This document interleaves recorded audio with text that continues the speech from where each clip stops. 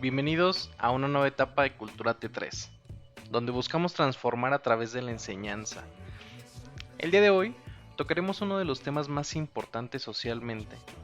Hablaremos de feminismo. Y para ello tenemos a nuestra invitada Beatriz, quien nos ayudará a profundizar en el tema. Entonces, Beatriz, empecemos. La primera pregunta que necesitamos hacer es, ¿qué es el feminismo? Claro. El feminismo es un movimiento social y político que busca la igualdad de derechos entre hombres y mujeres, así como la eliminación de la opresión y la discriminación basada en el género. Busca transformar las relaciones sociales, políticas, económicas y culturales que han llevado a la subordinación de las mujeres en todo el mundo. Es importante destacar que el feminismo no busca la supremacía de las mujeres sobre los hombres, sino la igualdad de oportunidades y derechos para ambos géneros. ¿Consideras históricamente ha habido una subordinación de la mujer? Y en caso de que sí, ¿qué ejemplos podrías brindarme? Sí, por supuesto. Históricamente ha habido una subordinación de las mujeres en prácticamente todas las sociedades. Esto se refleja en una variedad de aspectos, como la discriminación en el acceso a la educación, el trabajo y la política, la violencia de género, la falta de autonomía reproductiva, entre otros. Uno de los ejemplos más claros de la subordinación de las mujeres en la historia es la falta de derecho al voto. En muchos países, las mujeres no tuvieron derecho al voto hasta el siglo XX, lo que significa que no podían participar en la vida política y democrática de sus países. Otro ejemplo es la falta de acceso de las mujeres a la educación y al trabajo remunerado en igualdad de condiciones con los hombres. En muchos lugares, las mujeres han sido marginadas y excluidas de la educación y el mercado laboral, lo que ha llevado a una brecha de género en la pobreza y la falta de independencia económica. También ha habido casos de violencia y opresión contra las mujeres a lo largo de la historia, como la violencia sexual, la trata de personas y el matrimonio forzado, entre otros. Todo esto demuestra que la subordinación de las mujeres ha sido una realidad constante en la historia y que aún queda mucho por hacer para alcanzar la igualdad de género en todo el mundo. El problema de violencia de género es uno de los problemas sociales actuales que en su mayoría se da en los países del tercer mundo. ¿Cómo podríamos lograr un cambio ideológico? Es cierto que la violencia de género es un problema social grave que afecta a todo el mundo, pero también es cierto que en muchos países del tercer mundo la violencia de género es especialmente prevalente. Para lograr un cambio ideológico en estas sociedades, es necesario abordar las raíces del problema y trabajar en diferentes niveles. En primer lugar, es necesario un cambio en la mentalidad y la actitud hacia las mujeres y la violencia de género.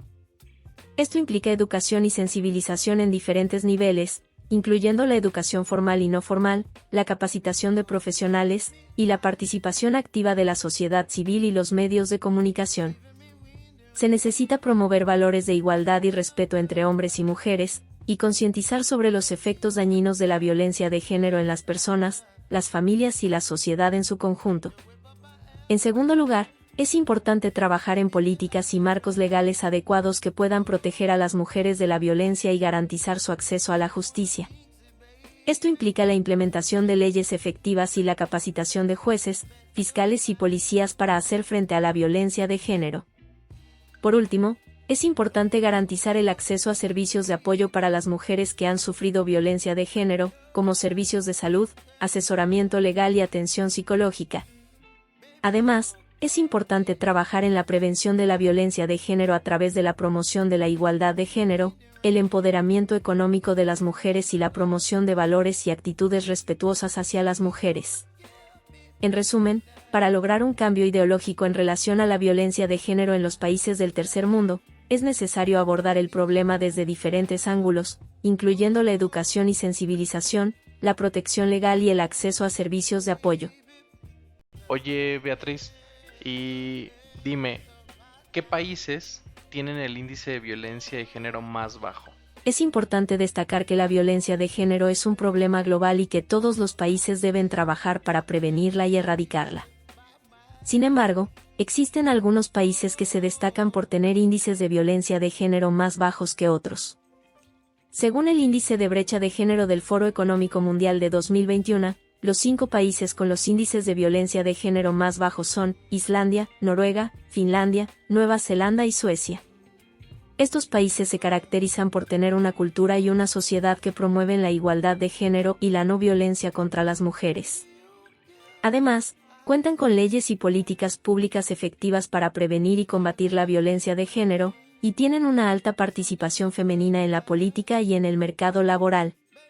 Es importante destacar que aunque estos países tienen índices de violencia de género más bajos, aún enfrentan desafíos en la lucha contra la violencia de género.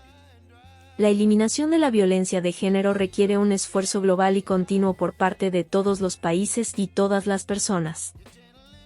De acuerdo. Oye, háblame de algunas leyes que previenen y combaten la violencia de género. Hay muchas leyes que previenen y combaten la violencia de género en todo el mundo. Por ejemplo, está la Convención sobre la Eliminación de todas las formas de discriminación contra la mujer, CEDAW, adoptada en 1979 por la Asamblea General de las Naciones Unidas, establece una serie de principios para garantizar la igualdad de género y la eliminación de la discriminación contra las mujeres. Los países que han ratificado esta convención están obligados a adoptar medidas para prevenir y combatir la violencia de género. También, la Ley Integral contra la Violencia de Género en España, aprobada en 2004, es una de las leyes más avanzadas del mundo en la lucha contra la violencia de género. Esta ley establece medidas de protección para las víctimas, como órdenes de alejamiento y protección policial, y establece la creación de servicios de apoyo para las mujeres víctimas de violencia de género. En Argentina existe la Ley de Protección Integral de la Mujer, aprobada en 2009, establece medidas para prevenir, sancionar y erradicar la violencia contra las mujeres en todas sus formas. Esta ley establece la creación de servicios de atención y protección para las mujeres víctimas de violencia de género, así como la formación y capacitación de profesionales que trabajan en este campo. Otro ejemplo es la Ley para prevenir, atender, sancionar y erradicar la violencia contra las mujeres en México, aprobada en 2007, establece medidas para prevenir y combatir la violencia de género, incluyendo la creación de servicios de atención y protección para las mujeres víctimas de violencia, la capacitación de profesionales que trabajan en este campo, y la promoción de la igualdad de género. Estos son solo algunos ejemplos de leyes que previenen y combaten la violencia de género en todo el mundo. Sin embargo, es importante destacar que la implementación efectiva de estas leyes es esencial para garantizar su eficacia y proteger a las mujeres de la violencia de género. De acuerdo. Entonces, para hacer una implementación efectiva, debemos de hacer lo que comentabas hace unos momentos. Lo debemos de hacer a través de la educación, de las leyes y capacitación de todos los que están involucrados en los actos judiciales y de orden público, así como asegurar un espacio libre que fomente la participación y tal vez la palabra no sea tan la correcta, pero sí la emancipación de la mujer sobre la violencia que sufre. Sí, justo así. La implementación efectiva de las leyes y políticas públicas para prevenir y combatir la violencia de género requiere un enfoque integral que involucre la educación, la capacitación y la sensibilización de todos los involucrados, incluyendo el personal judicial, el orden público y la sociedad en general. Además, es importante asegurar un espacio libre de violencia que fomente la participación y la emancipación de las mujeres, promoviendo la igualdad de género y el empoderamiento de las mujeres. La educación es un elemento clave en la prevención de la violencia de género, ya que permite cambiar las actitudes y comportamientos que perpetúan la violencia. Es importante educar a los niños y jóvenes sobre la igualdad de género y el respeto a los derechos de las mujeres, para que crezcan en una cultura libre de violencia de género. La capacitación del personal judicial y del orden público es fundamental para garantizar que las leyes y políticas públicas se implementen de manera efectiva y justa para las víctimas de violencia de género. También es importante que se sensibilice a estos actores sobre la importancia de proteger a las mujeres víctimas de violencia de género y de garantizar que sean tratadas con respeto y dignidad. Además, es fundamental promover espacios seguros y libres de violencia para las mujeres, donde puedan participar plenamente en la sociedad y en la toma de decisiones. Esto incluye garantizar el acceso a servicios de atención y protección para las víctimas de violencia de género, así como promover la igualdad de género y el empoderamiento de las mujeres a través de programas y políticas públicas que fomenten la igualdad en todos los ámbitos. De acuerdo. ¿Consideras que hablar de feminismo es 100% hablar de violencia de género? No necesariamente, aunque la lucha contra la violencia de género es un tema central del feminismo, no es lo único que abarca este movimiento. El feminismo es una corriente de pensamiento y acción que tiene como objetivo principal la igualdad de género y la eliminación de la opresión y la discriminación hacia las mujeres en todos los ámbitos de la vida.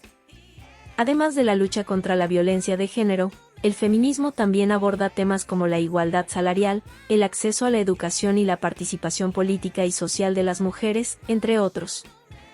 En resumen, el feminismo busca acabar con la discriminación y la opresión que históricamente han sufrido las mujeres, y trabajar por la construcción de una sociedad más justa e igualitaria. Ok.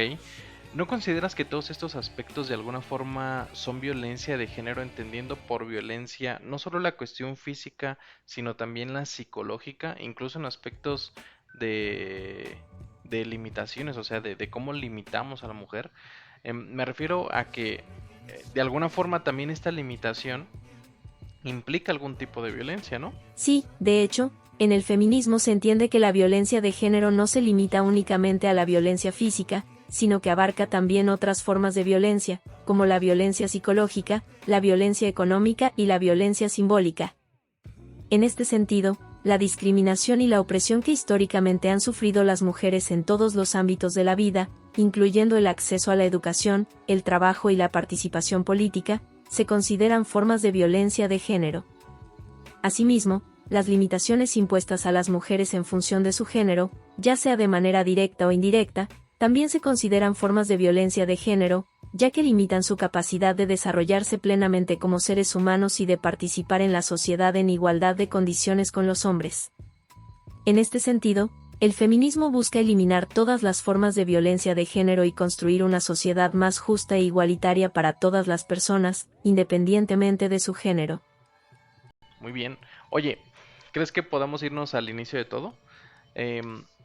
¿Hay algún factor que haya provocado inicialmente este tema? Por ejemplo, pienso en la cultura occidental, que está más instruida por una religión judeocristiana, en donde de manera literal en los primeros versos dice que el hombre está al mando de la mujer.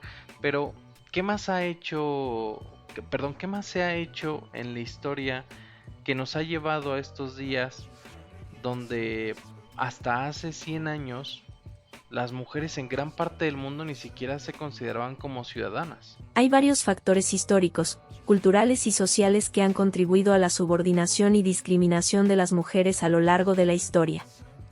En muchas culturas, incluyendo la occidental, se ha perpetuado la idea de que el hombre es superior a la mujer, tanto desde un punto de vista biológico como social. Esta idea ha sido reforzada por la religión, la filosofía y la ciencia, entre otras disciplinas, y ha llevado a la creación de un sistema patriarcal que ha otorgado privilegios y poder a los hombres en detrimento de las mujeres. Además, a lo largo de la historia se han establecido normas y leyes que han limitado la participación de las mujeres en la sociedad y en la vida pública. Por ejemplo, en la antigua Grecia y en la Roma clásica, las mujeres eran consideradas ciudadanas de segunda clase y se les negaba el acceso a la educación y la participación política.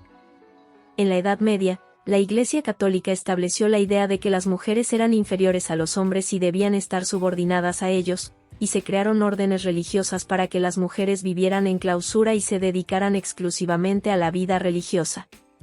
En el siglo XIX, con la llegada de la Revolución Industrial, la situación de las mujeres empeoró, ya que se las relegó a trabajos mal remunerados y se les negó el acceso a la educación y la formación profesional. Solo a finales del siglo XIX y principios del XX se inició un movimiento de reivindicación de los derechos de las mujeres, que luchó por el sufragio femenino, el acceso a la educación y la participación política y social de las mujeres. Este movimiento se ha ido fortaleciendo con el tiempo y ha dado lugar a una serie de avances legislativos y sociales en muchos países del mundo. ¿Conoces algunas culturas matriarcales donde la mujer haya sido quien dicta las reglas? Sí, claro. Existen culturas matriarcales en las que las mujeres desempeñan un papel predominante en la toma de decisiones y en la organización social. Sin embargo, es importante señalar que la idea de una cultura matriarcal en la que las mujeres tienen el control absoluto y los hombres están subordinados es una simplificación excesiva de las complejas relaciones de poder que existen en cualquier sociedad. En algunas sociedades matrilineals, por ejemplo, Las mujeres tienen un papel importante en la transmisión de la propiedad y la herencia, y pueden tener un papel relevante en la toma de decisiones familiares y comunitarias. En otras culturas, las mujeres tienen un papel fundamental en la producción y distribución de alimentos y bienes, y pueden desempeñar un papel destacado en la religión y la espiritualidad. En cualquier caso, es importante destacar que la existencia de culturas matriarcales no significa que las mujeres sean inmunes a la discriminación y la violencia de género, ya que estos problemas están presentes en todas las sociedades, independientemente de su organización social y política. Interesante, sobre todo en la parte de que las mujeres, a pesar de una cultura matriarcal, no estarían exentas, de violencia. Entonces, ¿esto realmente es un tema político? Me refiero a que, a pesar de que hagamos todo lo anterior, hablando de implementación, capacitación y seguimiento para lograr una sociedad mejor para las mujeres, estas no dejarán de sufrir violencia, ¿o sí? Y entiendo que tanto hombres como mujeres sufren de violencia, pero la violencia que se da hacia los hombres no es como la de las mujeres. Parece un aspecto más misógino, un odio, la violencia sexual, la psicológica, la física a través de golpes, mientras que a un hombre lo violentan, pero no por su condición de hombre, sino por su condición como social, su condición viril, vaya, ¿no? Es importante aclarar que la violencia de género es un problema social complejo y multifactorial que no se puede reducir a una sola causa o solución. Si bien la implementación de leyes y políticas que promuevan la igualdad de género y prevengan la violencia son fundamentales, también es importante abordar las raíces culturales y estructurales de la violencia de género, incluyendo la socialización de género y los estereotipos de género que perpetúan la desigualdad y la violencia. Es cierto que la violencia de género se dirige principalmente a las mujeres, y que muchas veces está motivada por una actitud de misoginia y desprecio hacia las mujeres como grupo social. Sin embargo, esto no significa que los hombres no sufran violencia o que ésta sea menos grave o importante. La violencia contra los hombres también es un problema que debe abordarse, y a menudo está relacionada con las expectativas de masculinidad y los estereotipos de género que dictan que los hombres deben ser fuertes, dominantes y agresivos. En resumen, la lucha contra la violencia de género es un problema complejo y multifacético que requiere la implementación de políticas y leyes efectivas, así como cambios culturales y estructurales profundos que promuevan la igualdad de género y el respeto hacia todas las personas, independientemente de su género u orientación sexual. Ok, no estoy del todo de acuerdo, puesto que si bien hay violencia en los hombres, y no es menos importante, claro que sí, no está tan arraigada de manera cultural. Si bien el machismo es un tipo de violencia hacia los hombres, la misma va más enfocada a la parte psíquica, que sus efectos son el cansancio excesivo, la depresión, enfermedades prematuras, etcétera. Pero este sería tema de otra conversación. Ahora veamos, ¿qué autores nos recomiendas para seguir aprendiendo del feminismo tanto contemporáneos como de todas las épocas? Existen muchas autoras y autores que han aportado al feminismo a lo largo de la historia. Algunos de los más destacados son Simone de Beauvoir, escritora y filósofa francesa, autora de El segundo sexo, obra clave del feminismo. También, Betty Friedan, activista estadounidense, fundadora de la Organización Nacional para las Mujeres y autora de La mística de la feminidad. Gloria Steinem, periodista y activista estadounidense, una de las líderes del movimiento feminista de los años 60 y 70. Audre Lorde, poeta, ensayista y activista estadounidense, autora de La hermana, la extranjera. Angela Davis, filósofa, activista y escritora estadounidense, autora de Mujeres, raza y clase. Chimamanda Ngozi Adichie, escritora nigeriana, autora de Todos deberíamos ser feministas.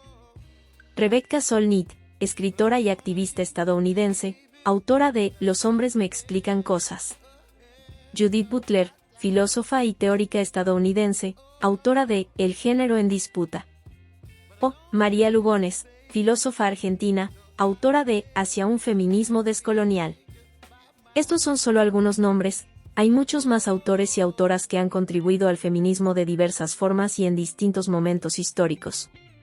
Oye, Beatriz, ¿y podemos hacer de manera breve una evolución del feminismo a lo largo de las épocas? ¿O es que todas las autoras que hablan de este tema son contemporáneas. No sé, o sea, incluso si ha habido hombres que hayan hablado ya de ello. Claro, podemos hacer un breve repaso de la evolución del feminismo a lo largo de las épocas. Aunque el feminismo como tal es un movimiento relativamente reciente, podemos encontrar antecedentes de lucha por los derechos de las mujeres en diferentes épocas y lugares de la historia. En el siglo XVIII, la escritora Mary Wollstonecraft publicó Vindicación de los Derechos de la Mujer, considerada una de las primeras obras del feminismo moderno. En el siglo XIX, con el movimiento sufragista, las mujeres empezaron a luchar por el derecho al voto y por la igualdad de oportunidades. En el siglo XX, el feminismo se diversificó en distintas corrientes, como el feminismo liberal, el feminismo de la igualdad, el feminismo radical, el feminismo de la diferencia, entre otros. En cuanto a autoras contemporáneas, podemos mencionar a la filósofa estadounidense Judith Butler, la escritora francesa Simone de Beauvoir, la activista india Vandana Shiva, la antropóloga argentina Rita Segato, entre otras. También hay autores hombres que han abordado el tema del feminismo, como el sociólogo Pierre Bourdieu o el escritor nigeriano Chimamanda Ngozi Adichie, entre otros. De acuerdo. ¿La interpretación del feminismo es igual para todos los autores o varían? Y mi pregunta va más dirigida hacia si hay alguna radicalización del movimiento en algunos y quiénes son, o si hay diferencias entre la comprensión del movimiento de un autor hombre a una mujer, supongamos entre Bourdieu, no sé cómo se pronuncia, Bourdieu, y Simone de Beauvoir, por ejemplo. No todos los autores tienen la misma interpretación del feminismo, ya que este movimiento es diverso y complejo. Hay diferentes corrientes y tendencias dentro del feminismo que a veces se contraponen entre sí.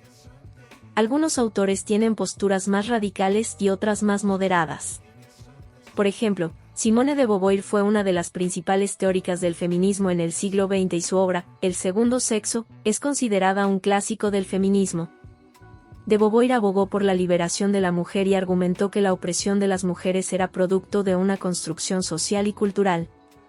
Pierre Bourdieu, por otro lado, es un sociólogo francés que también ha escrito sobre cuestiones de género, pero desde una perspectiva más general sobre las estructuras de poder en la sociedad. Hay otras corrientes del feminismo, como el feminismo radical, el feminismo de la diferencia, el feminismo de la igualdad y el feminismo interseccional, que tienen enfoques y objetivos diferentes. Algunos autores más radicales en el movimiento feminista pueden argumentar que el patriarcado es la causa de todas las desigualdades y opresiones que enfrentan las mujeres, mientras que otros pueden tener una perspectiva más matizada y considerar otros factores, como la clase social y la raza. En conclusión, no hay una sola interpretación del feminismo y los autores pueden tener enfoques y posturas diferentes. Es importante tener en cuenta la diversidad y complejidad del movimiento feminista y las diferentes voces que lo componen. De acuerdo. Entonces, finalmente, la pregunta del millón, Beatriz. ¿Está bien considerar al feminismo como un movimiento político o tendría que ser ya una política pública? El feminismo es sin duda un movimiento político, ya que busca la transformación de las estructuras sociales y políticas para lograr la igualdad entre los géneros. En ese sentido, las reivindicaciones feministas tienen un contenido político al plantear la necesidad de cambios en las leyes, las políticas públicas, los sistemas educativos y en la cultura en general. Sin embargo, también es importante que el feminismo sea abordado desde una perspectiva de políticas públicas, es decir, que las instituciones gubernamentales se involucren y tomen medidas concretas para combatir la desigualdad de género y la violencia hacia las mujeres. Esto puede incluir la implementación de leyes y políticas de igualdad de género, campañas de sensibilización y prevención de la violencia de género, y la promoción de la educación en valores de igualdad y respeto a la diversidad.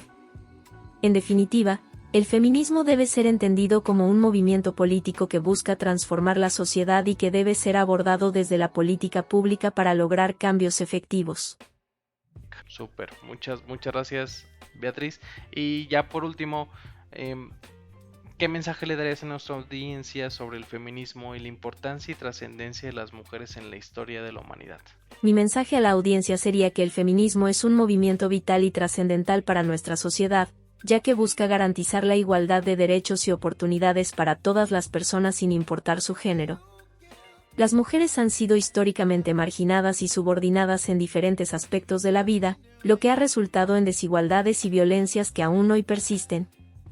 Reconocer la importancia y trascendencia de las mujeres en la historia humana es fundamental para comprender la necesidad de un movimiento feminista que promueva la equidad de género en todas las esferas de la vida. Es importante entender que el feminismo no busca la supremacía de las mujeres sobre los hombres, sino la eliminación de todas las formas de opresión y discriminación basadas en el género. Todas las personas, independientemente de su género, tienen un papel importante en la lucha por la igualdad y el respeto hacia todas las personas. Por lo tanto, es fundamental que hombres y mujeres se unan en la lucha feminista para crear un mundo más justo y equitativo para todos. Te agradezco enorme, Beatriz, nuevamente muchas gracias por tu tiempo y nos escuchamos en el siguiente capítulo donde abordaremos un conflicto moral como lo es la eutanasia. Y no me queda más que despedirme, recordarles que están viendo Cultura T3, suscríbanse, activen las notificaciones, ya verán que les va a gustar y que tengan una excelente tarde. Gracias, hasta la próxima.